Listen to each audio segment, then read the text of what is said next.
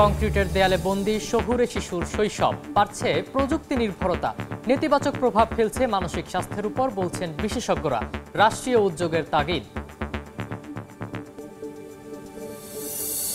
চট্টগ্রামের সিআরবি মালিপাড়া বস্তির ভয়াবহ আগুন ফায়ার সার্ভিসের ১.৫ ঘন্টার চেষ্টায় নিয়ন্ত্রণে। পুড়ে ছাই বেশ কয়েকটি বসতঘর, গ্যাস সিলিন্ডার লিকেজ থেকে সূত্রপাত।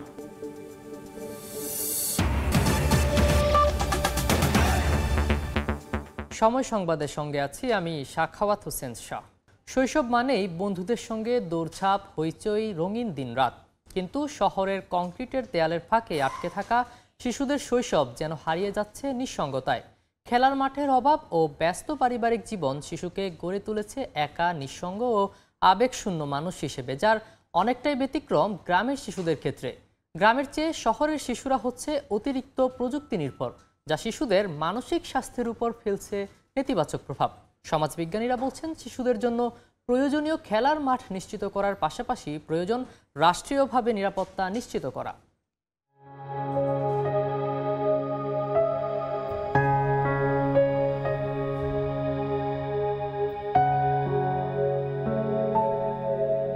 কংক্রিটের দেয়ালে বন্দি জীবন, আলো আঁধারির মাঝে তীব্র এক দীর্ঘশ্বাস। শূন্যতা কাটাতে বারান্দার গ্রিল পেরিয়ে ওপাশে বন্ধু খোঁজার চেষ্টা, দূরত্বের মাঝেও খেলার সঙ্গী খোঁজার ব্যাকুলতা নিয়ে এভাবেই শহুরে শৈশব কাটছে প্রজ্ঞার। দল বেঁধে মাঠে হাড়ে রেড়ে করে দৌড়, বাঁধনহারা দুরন্ত শৈশব। কালের পরিক্রমায় সবই এখন স্মৃতি, সম্পর্কের সীমানাও যেন এখন আটসাট। তাই তো ঘরের কোণে বসে মোবাইলে কার্টুনের রঙিন দুনিয়ায় হারিয়ে যাওয়া শহরের শিশুদের নেই কোনো বন্ধুত্ব, নেই খেলায় মেতে ওঠার আনন্দ। শহরের এই শিশুদের কাছে একমাত্র বিকেলের ছাদ কিংবা বাসার গ্যারেজই যেন একান্ত নিজের রাজ্য। বিশ্ব স্বাস্থ্য সংস্থার মতে একটি শিশুর সুস্বাস্থ্যের জন্য প্রয়োজন ১ ঘন্টা শারীরিক সক্রিয়তা, যা শহরের শিশুরা একেবারেই পাচ্ছে না। এর ফলে তারা রঙিন শৈশব তো হারাচ্ছে বটেই, তার সাথে তারা হয়ে পড়ছে অতিরিক্ত প্রযুক্তি নির্ভর। তবে ব্যতিক্রম গ্রামের শিশুদের বেলায়। নদীর পানিতে ডুব সাঁতার, বন্ধুদের সাথে খুনসুটি, গল্পে শৈশব এখানে মুক্ত পাখির মতো, যেন বইয়ের বাইরে শেখার আছে এক বিশাল জগৎ। এই শিশুদের ছেলেবেলা রঙিন হয় প্রকৃতির অফুরন্ত রঙে, দিন কাটে একান্ত পারিবারিক আবহে।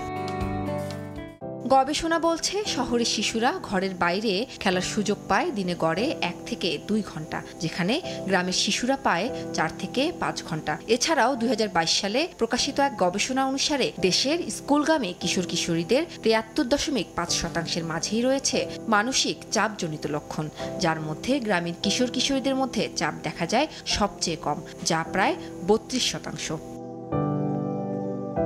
দীর্ঘদিন একাকিত্ব নিয়ে শৈশব পার করছে যেসব শিশু, তাদের মানসিক বিকাশে পড়ছে নেতিবাচক প্রভাব। ধীরে ধীরে এই শিশুরা হয়ে পড়ে অন্তর্মুখী, কমে সামাজিক দক্ষতা। মনোবিদরা বলছেন, প্রযুক্তি নির্ভর হওয়ায় বিষণ্ণতা ও উদ্বেগের শিকার হতে পারে তারা। কমিউনিকেশন স্কিল বলেন বা অন্যান্যদের সাথে বিভিন্ন অ্যাডভার্স সিচুয়েশন বা বিভিন্ন এনভায়রনমেন্টে, বিভিন্ন সোশ্যাল সিচুয়েশনে ওদের এই ক্যাপাবিলিটিটা কম্পারেটিভলি গ্রামের বাচ্চাদের তুলনায় একটু পুয়ার। এটা স্ক্রিন অ্যাডিকশানটা, ইন্টারনেট বা গেমিং বলেন বা পর্ন অ্যাডিকশান বলেন, এটা ওদের মধ্যেও বেশ কমন। গ্রামের বাচ্চার হয়তো ২-৫%, 10% প্রবলেম হতে পারে, কিন্তু শহরের বাচ্চার ক্ষেত্রে আমার কাছে মনে হয় অধিকাংশ 80-90% নিরাপত্তার ক্রাইসিসটা দূর করতে পারে এবং কিছু দৃশ্যমান মেজার নিতে পারে। খেলাধুলার মাঠ এবং এক্সটেন্ডেড পরিবার বাসা নিয়ে আসলাম এবং আমরা তাদের সাথে বাচ্চাদের সময় কাটাতে দিলাম এবং এক্ষেত্রে তারাও মূল্যবোধের শিক্ষিত হলো। প্রযুক্তির নেতিবাচক প্রভাবে গ্রামের শিশুদের রঙিন শৈশবও ধীরে ধীরে হচ্ছে ধূসর। সেজন্য শহর কিংবা গ্রাম সবখানেই প্রয়োজন শিশুর বাড়তি যত্ন ও সুরক্ষা, যাতে প্রতিটি শিশুই তার শৈশবকে মনে রাখতে পারে রঙিন জলছবির মতো। না হয় আক্ষেপে পূর্ণ তার শৈশবের দায়ভার বর্তাবে আমাদের সবার উপর। উম্মে হানি, সময় সংবাদ, ঢাকা।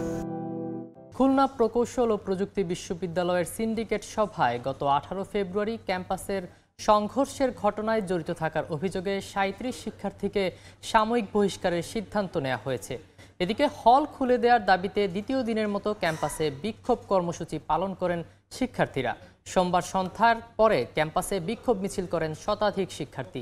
এর আগে পূর্ব ঘোষণা অনুযায়ী রবিবার ক্যাম্পাসে প্রবেশ করেন তারা। দাবি না মানায় রাতভর বিশ্ববিদ্যালয়ের প্রশাসনিক ভবনের সামনে অবস্থান কর্মসূচি পালন করেন শিক্ষার্থীরা। এদিকে তদন্ত প্রতিবেদন ও উদ্বুদ্ধ পরিস্থিতি নিয়ে সন্ধ্যা 7টায় বিশ্ববিদ্যালয় প্রশাসন জরুরি সভায় বসে। সভায় গত 18 ফেব্রুয়ারি ক্যাম্পাসে সংঘর্ষের ঘটনায় জড়িত থাকার অভিযোগে 37 শিক্ষার্থীকে সাময়িকভাবে বহিষ্কারের সিদ্ধান্ত নেওয়া হয়। 4 মে থেকে শুরু হবে একাডেমিক কার্যক্রম এবং 2 মে হল খুলে দেওয়া হবে বলে জানানো হয় প্রেস বিজ্ঞপ্তিতে।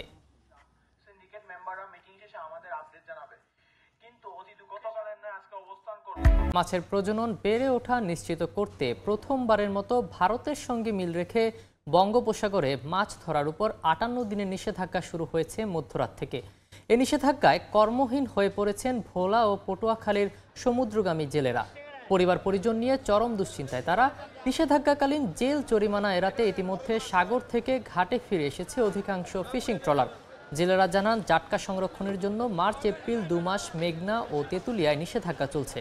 এর মধ্যে আবারও সমুদ্রে মাছ ধরায় 58 দিনের নিষেধাজ্ঞা। বছর জুড়ে একের পর এক নিষেধাজ্ঞার কবলে পড়ে তারা অনেকটা নিঃস্ব। বাড়ছে ধার দেনার বোঝা। তবে এসব জেলেদের খাদ্য সহায়তার কথা জানিয়েছে মৎস্য বিভাগ।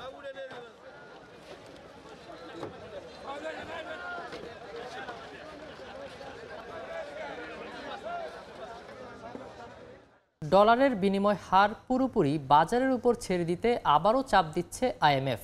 তা করা হলে মুদ্রা বাজারে স্থিতিশীলতা আসবে বলে মনে করেন অর্থনীতিবিদরা। তবে চিন্তা ভাবনা করে সিদ্ধান্ত কার্যকর করার পক্ষে ব্যাংকাররা। বাংলাদেশ ব্যাংকও বলছে, নজরদারিতে রেখেই বাজার ভিত্তিক করা হবে ডলারের দাম। বিস্তারিত সাইফুল ইসলামের রিপোর্টে। ডলারের বাজার নিয়ন্ত্রণে গেল বছরের 8 মে ক্রলিং পেগ পদ্ধতি চালু করে বাংলাদেশ ব্যাংক। তবে 10 টাকা বাড়িয়ে প্রতি ডলারের ভিত্তিমূল্য নির্ধারণ হয় 117 টাকা। এর চেয়ে 2% বেশি কমে কেনাবেচা হওয়ার কথা ছিল। তবে কিছুদিন 120 টাকায় বিনিময় হলেও পরে দাম উঠে যায় 126 থেকে 127 টাকায়। আন্তর্জাতিক মুদ্রা তহবিল IMF এ ধরনের ব্যবস্থাকে উঠিয়ে দিয়ে মুদ্রা বিনিময় হার পুরোপুরি বাজারের উপর ছেড়ে দেওয়ার কথা বলছেন। এতে সমর্থন দিচ্ছেন অর্থনীতিবিদরা।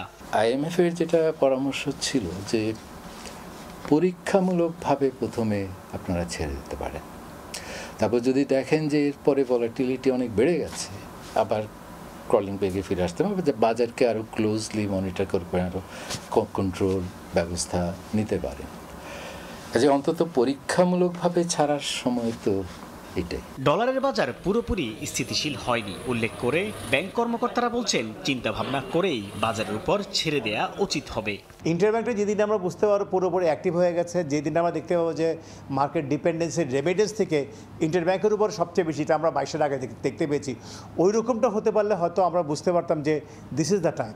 এখন যেহেতু ওই পর্যায়ে আমরা যেতে পারি নাই, এবং আমি এখনও দেখছি যে মাঝে মাঝে একটা টাইটনেস আসে, সো একটা অনিশ্চিত অবস্থা আছে। যদিও বাংলাদেশ ব্যাংক বলছে আগামীতে ডলার বাজারমুখী হবে এবং মুদ্রা বাজারে যাতে কোনো ধরনের অস্থিরতা না থাকে সেজন্য নজরদারিও থাকবে। বৈদেশিক মুদ্রা ফরেন এক্সচেঞ্জের যে এক্সচেঞ্জ রেট, এটা বাজারমুখী হবে এবং বাজারমুখী যাতে হয় বাংলাদেশ ব্যাংক সেই বিষয়ে কাজ করবে এবং এই জন্য যতটুকু নিয়ন্ত্রণ রাখা দরকার বাজারমুখী করার জন্য সেটুকু নিয়ন্ত্রণও বাংলাদেশ ব্যাংক সংরক্ষণ করবে। বর্তমানে ডলারের আন্তঃব্যাংক বিনিময় হার 122 টাকা, তবে খোলা বাজারে 124 থেকে 125 টাকা পর্যন্ত বিক্রি হচ্ছে। সাইফুল ইসলাম, সময় সংবাদ, ঢাকা। বাংলাদেশের গার্মেন্টস শিল্পকে বেকায়দায় ফেলে রাজনৈতিক চাপ সৃষ্টি করতেই ট্রান্সশিপমেন্ট বাতিল করেছে ভারত, এমন অভিযোগ ব্যবসায়ীদের। তবে সংকট উত্তরণে চট্টগ্রাম ও সিলেট বিমানবন্দরে কার্গো সুবিধা নিশ্চিতের পাশাপাশি ইউরোপ এবং আমেরিকান রুটে চলাচলকারী বিদেশি কার্গো বিমান সংস্থাগুলোকে বাংলাদেশে ব্যবসার সুযোগ সৃষ্টির তাগিদ তাদের। আশরাফুল আলম মামুনের ক্যামেরায় বিস্তারিত জানাচ্ছেন কমল দে।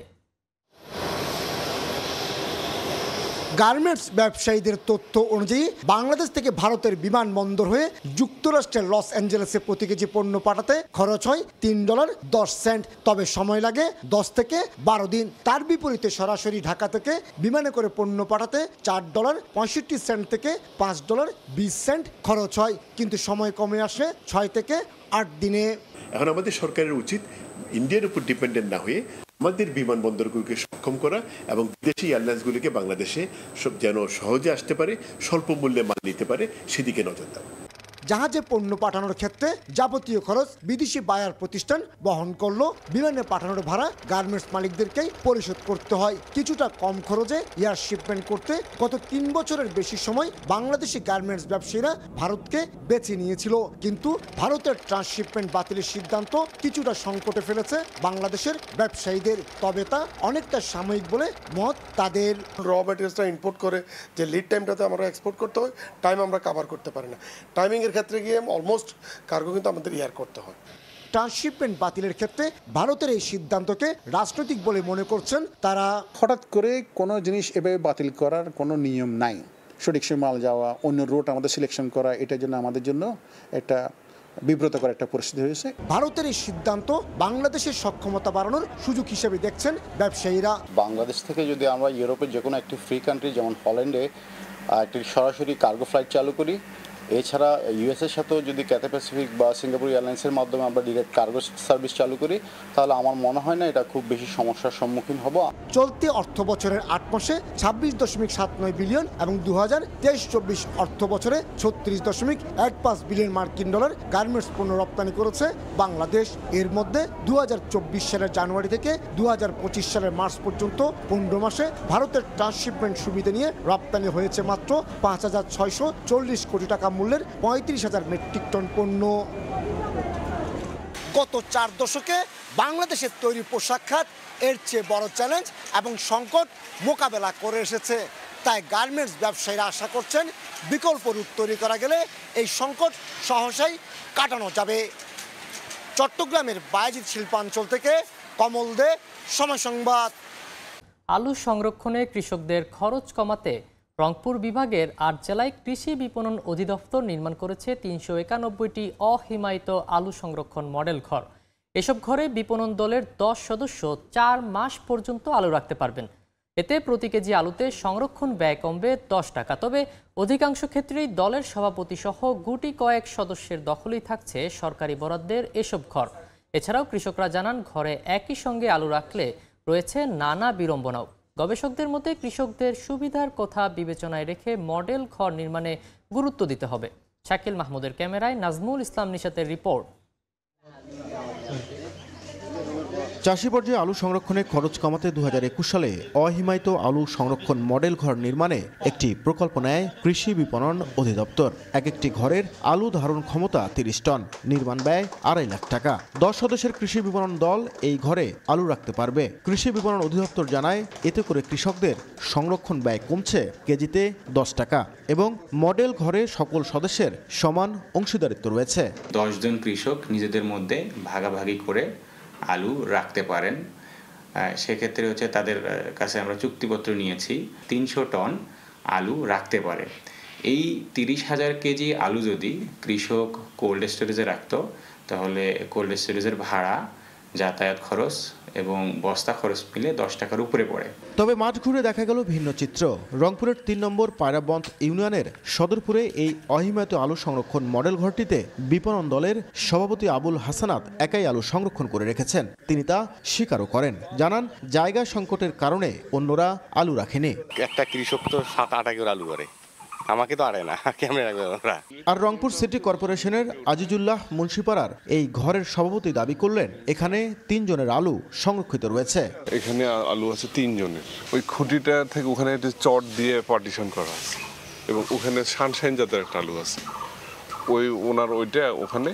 ঘরগুলোতে বিপণন দলের 10 সদস্যের সমান সুবিধা থাকার কথা থাকলেও এসব ঘর অধিকাংশ ক্ষেত্রে সভাপতিদের দখলে, এমনকি নিজেদের লোকজন দিয়ে দল গঠনের অভিযোগও রয়েছে। এছাড়াও কৃষকরা জানান, সংরক্ষণে রয়েছে নানা বিড়ম্বনা। আমার আলু মাঝখানে পড়ছে, দুইটা তো সরা যাবে না, ওই বসে থাকা লাগবে।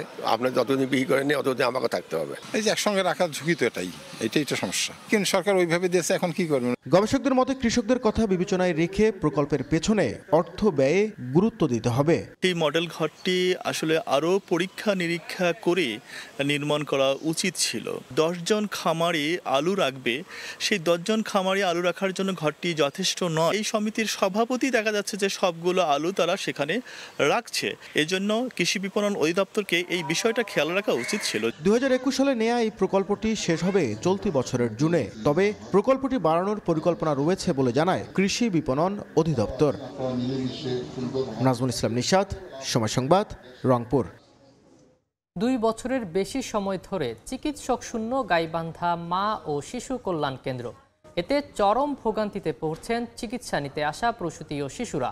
বাধ্য হয়ে ঝুঁকি নিয়ে অনেক সময় ডেলিভারি করাচ্ছেন পরিবার পরিকল্পনা পরিদর্শিকারা। বন্ধ রয়েছে সিজারিয়ান অপারেশন সহ অন্যান্য সেবা। রোগীদের ভোগান্তির কথা স্বীকার করে চিকিৎসক নিয়োগে সব ধরনের চেষ্টা চলছে বলে জানান জেলা পরিবার পরিকল্পনা কর্মকর্তা। বিপ্লব ইসলামের প্রতিবেদন।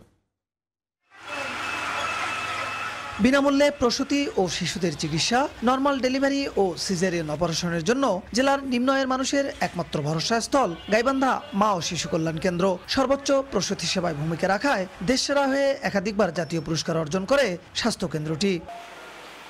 কিন্তু গত 2 বছরের বেশি সময় ধরে চিকিৎসক না থাকায় মুখ থুবড়ে পড়েছে মা ও শিশু কল্যাণ কেন্দ্রটির চিকিৎসা সেবা। জেলার 7 উপজেলার চরাঞ্চল সহ বিভিন্ন এলাকার মানুষ প্রতিদিন প্রসূতি সেবার জন্য আসলেও ফিরতে হচ্ছে হতাশা নিয়ে। চিকিৎসক না থাকায় একেবারে নরমাল ডেলিভারি ছাড়া বন্ধ রয়েছে সিজারিয়ান অপারেশন সহ অন্যান্য কার্যক্রম। বাধ্য হয়ে বিভিন্ন বেসরকারি ক্লিনিকে যেতে হচ্ছে রোগীদের। ডাক্তার থাকলে আমরা এখানে আসতাম, ডাক্তার নাই, বাইরে যাওয়া লাগে। বাইরে গেলে তো টাকা পয়সা লাগতেছে, এখানে ডাক্তার থাকলে সেই সুবিধাটা হতো। আমরা ক্ষতিগ্রস্ত হচ্ছি নিম্নবিত্ত যারা, তারা আর যাদের এবিলিটি আছে তারা সবটাই ক্লিনিকে যাচ্ছে কিংবা বাইরে চিকিৎসা করতেছে। আগে 20টা 25টা 30টাও আমরা সিজার করছি, ডাক্তার না থাকার কারণে মাসে 2টাও আমাদের পক্ষে সম্ভব হচ্ছে না। কোনো সেবা দিতে পারছি না ডাক্তার ছাড়া, তখন আমরা কি করি, তখন সদরে পাঠিয়ে দিই। জরুরি ভিত্তিতে জনস্বার্থে গুরুত্ব দিয়ে এই চিকিৎসা প্রতিষ্ঠানটাকে উন্নত করা হোক। তবে চিকিৎসক নিয়োগে ঊর্ধ্বতন কর্তৃপক্ষের সঙ্গে আলোচনা চলছে জানালেন পরিবার পরিকল্পনা কর্মকর্তা। সম্প্রতি আমি কথা বলেছি, ওনারা আমাকে আশ্বাস দিয়েছেন যে পোস্টিং দিবেন। নিয়মিত ডাক্তারের অভাবে অনেক রোগীকে আমরা ভর্তি করতে পারি না, আমরা রেফার করে দিই। গাইবান্ধা মা ও শিশু কল্যাণ কেন্দ্রে প্রতি মাসে করে 4 শতাধিক নরমাল ডেলিভারি ও শতাধিক সিজারিয়ান অপারেশন হয়ে আসছিল। তবে 2023 সালের 31 ডিসেম্বর থেকে চিকিৎসক শূন্য স্বাস্থ্য কেন্দ্রটি। বিপ্লব ইসলাম, সময় সংবাদ, গাইবান্ধা। হামাসকে নিরস্ত্রীকরণের শর্তে মিশরের কাছে যুদ্ধবিরতির প্রস্তাব দিল ইসরায়েল। তবে এতে রাজি নয় হামাস। ফিলিস্তিনের আত্মসমর্পণে ইসরায়েলের মূল লক্ষ্য বলে অভিযোগ সংগঠনটির। এর মধ্যেই গেল 24 ঘন্টায় নেতানিয়াহু বাহিনীর হামলায় প্রাণ গেছে 13 ফিলিস্তিনির। পশ্চিম তীরেও অব্যাহত রয়েছে সামরিক অভিযান। ইউরোপীয় ইউনিয়নের শীর্ষ কূটনীতিক কাজা কাল্লাস জানান, আত্মরক্ষার অধিকার থাকলেও ইসরায়েলের পদক্ষেপ অতিরিক্ত। আবারও গাজায় ভয়াবহ হামলা চালিয়েছে ইসরায়েল। সোমবার উপত্যকাটির খান ইউনিস, সুজাইয়া ও তুফা এলাকায় একের পর এক বিমান হামলা চালায় দখলদার বাহিনী। এতে গেল 24 ঘন্টায় প্রাণ যায় বহু ফিলিস্তিনির। এর মধ্যেই যুদ্ধবিরতির প্রস্তাবে দেখা দিয়েছে নতুন সংকট। মিশরের প্রস্তাবে হামাসকে নিরস্ত্রীকরণের শর্ত রাখার কথা জানায় ইসরায়েল। এ বিষয়টি আল জাজিরাকে হামাসের এক শীর্ষ কর্মকর্তা নিশ্চিত করেন, যদিও এতে রাজি নয় হামাস। ফিলিস্তিনের আত্মসমর্পণই ইসরায়েলের মূল লক্ষ্য বলে অভিযোগ করে সংগঠনটি। এদিকে ৪৫ দিনের সাময়িক যুদ্ধবিরতির বদলে 11 জন জিম্মি মুক্তির শর্তে সীমিত খাদ্য, পানি, ওষুধ প্রবেশে রাজি হয় তেল আবিব। তবুও গাজার অর্ধেকের বেশি এলাকা নিয়ন্ত্রণে রাখতে চায় ইসরায়েলি বাহিনী। তবে আত্মরক্ষার অধিকার থাকলেও ইসরায়েলের পদক্ষেপকে অতিরিক্ত বলে অভিহিত করেছেন ইউরোপীয় ইউনিয়নের শীর্ষ কূটনীতিক কাজা কাল্লাস। পশ্চিম তীরেও থেমে নেই ইসরায়েলি সেনাদের অভিযান। অঞ্চলটির তুলকারেম শহরে বাড়িঘর ও দোকানপাটে তল্লাশি চালিয়ে ক্যাফেতে বোমা ছোড়ে দখলদার বাহিনী। নূর শামস শরণার্থী শিবিরেও উচ্ছেদ করা হয় বাসিন্দাদের। পশ্চিম তীরে ইসরায়েলি আগ্রাসনের নিন্দা জানিয়ে মানবতাবিরোধী অপরাধের দায়ে আন্তর্জাতিক হস্তক্ষেপের দাবি তুলেছে ইয়েমেনের বিদ্রোহী গোষ্ঠী হাউথি। নাদিম মারজান, সময় সংবাদ। এই ছিল সময় সংবাদে। সঙ্গে থাকুন সময়ের।